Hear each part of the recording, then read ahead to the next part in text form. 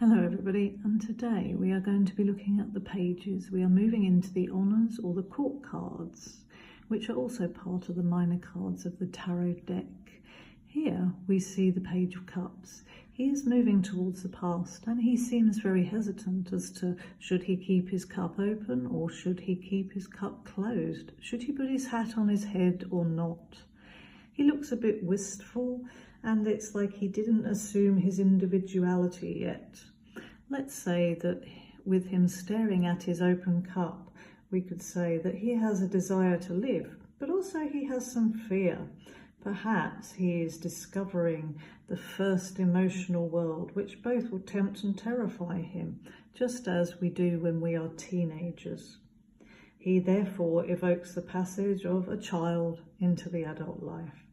Maybe he has a first love with its great doubts and great enthusiasms. But this can also signify that there might be a more elderly person who does not dare to fall in love anymore. There might be a lack of trust in life or emotional or personal relationships, and they might feel pessimistic about love. There could be an emotional or a negative block that originates back to the childhood, as the page would suggest. There might be an emotional immaturity and a great fear that we cannot face the block or unblock ourselves. Maybe we daydream too much, or we live with the shadow of a failed love affair. Hello, and today we are going to be looking at the Page of Swords. What can we say about our Page of Swords? We can say he is wearing creative red shoes, but he is unsure how to use his creativity as of yet. But also he has a sword that is unsheathed. He is hesitating to make any choices in his life. He is looking towards his past intellect for help, which is where intellectual knowledge comes from, the past. Should he sheathe his sword or not?